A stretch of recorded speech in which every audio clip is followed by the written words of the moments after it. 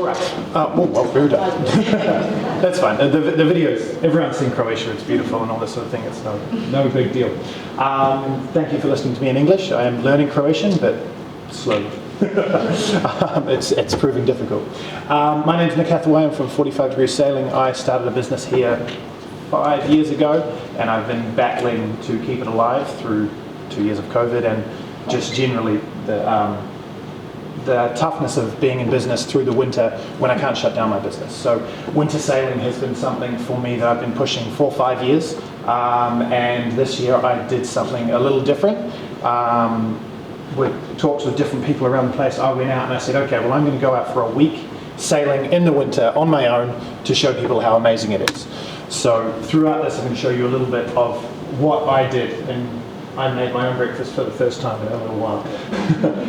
But this particular clip there, this is on Roundtable, and what I'm showing here is that I don't get that cold, and I sailed a lot of the week in just a t-shirt and different things, but the main part about this is it was just absolutely beautiful.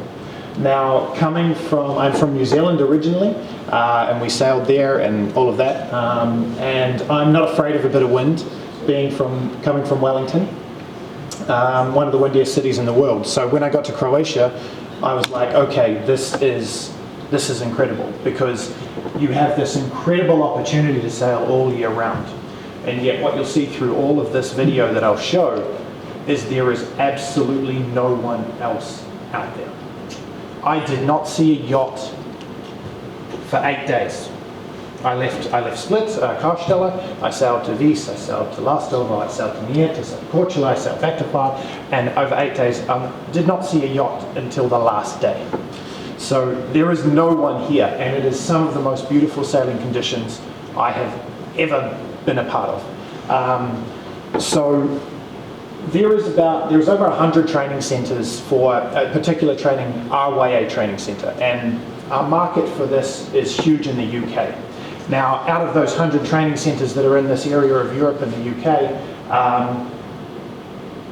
85% of them are in the UK. Now, I'll get to a bit of a case study later on because I need to move through them, so I'm going to skip a few things, but effectively what we're getting on here is we have this massive opportunity for sailing in the winter here, and we just need to be able to show people. Now, when you do a sailing course in the UK, you go sailing, you get wet, you get cold, maybe it's a nice day, maybe it's not, and then you go back home again, and you commute and you travel.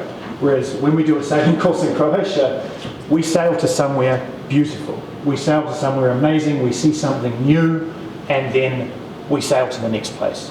And that sort of mentality is very hard to get across to people if no one else is doing it. I have a YouTube channel which I've been building for the last 5 years, and I don't have a big following. But since I started my winter content, I've had 75,000 views since November. And mainly everything I'm posting is sailing in the winter. People want to see it. So we need to attract people over here by showing them that, one, they can get here, two, the conditions are absolutely ideal, and three, that when you come along you will actually be able to go sailing. Now, some of the challenges with that is that, do you know how many boats are available to rent right now? No. There's that one. No, there's not anymore, because that's now come out of the water. So there is very few. There might be 3 yachts that you can rent in Croatia in this month. There is very, very few. And I'm running through it, but while I'm playing that, has anyone been to Lastovo? Yeah. Can I have a hands up? How many people have been to Lastovo? Yeah. All right, more than usual. Usually when I get that, and I know Tanya will be saying, no, I haven't either. More than usual.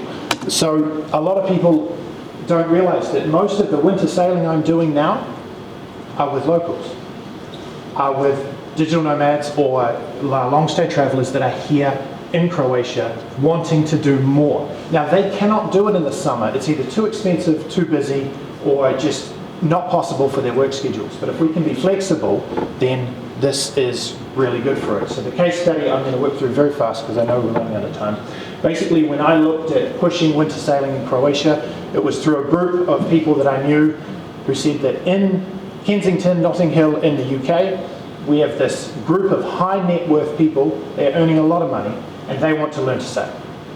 And they are traveling anywhere from 1.5 to 3 hours to get to the coast, to get to New Haven or Brighton, Whitecliff, to do this sailing. Now, you all probably know that a flight from London to Split is about 2 hours, 20 minutes. All right?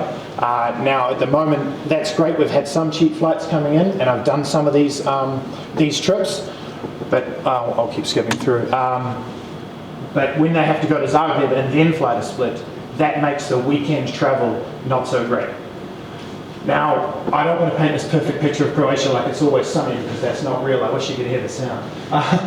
But this was a lightning storm that I got while I was in Miet, and it was beautiful. And people are not afraid of the winter. People are not afraid of the weather. They just need to know that they can access it. Now, the next day it was like this. We have this amazing climate where it comes through and it rains and storms for 10 hours, 24 hours, 48 hours, and then it's gone.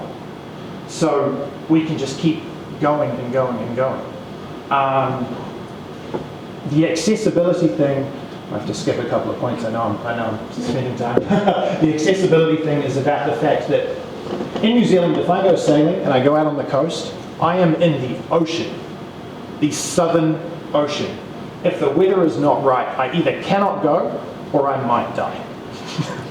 Whereas here, we have this ridiculously unique location where you're surrounded by islands, and if you've got the right instruction or the right skipper, etc., that has the experience, you can sail anytime.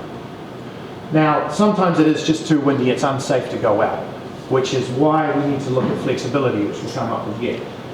But the fact that we are so enclosed and there's always somewhere to go makes this incredibly unique as far as sailing goes, because you can always find somewhere that's sheltered, you can always find somewhere that's beautiful, because it's pretty much everywhere, and this is what people want to experience.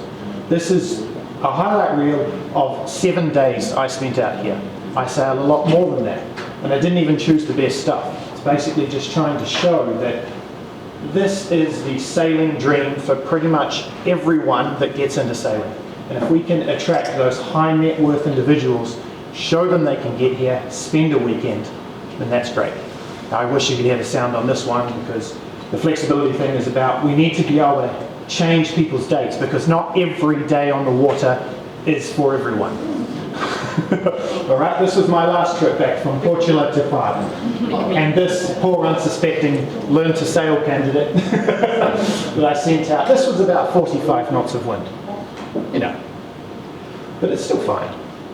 The boats still go through it. I'm not telling people to go out in this sort of weather, but that is another unique facet about this, is it's not like the Caribbean where it's really light through the season and you don't get to sail much. We get every type of weather here. Every single type. So the other thing I did during that week is I went swimming about 4 times in January, and this is on last of all. And it was cold, I'm not going to lie. But I went back in 2 or 3 times. Like, we try to swim all year. And this was on last over in the middle of my trip there. So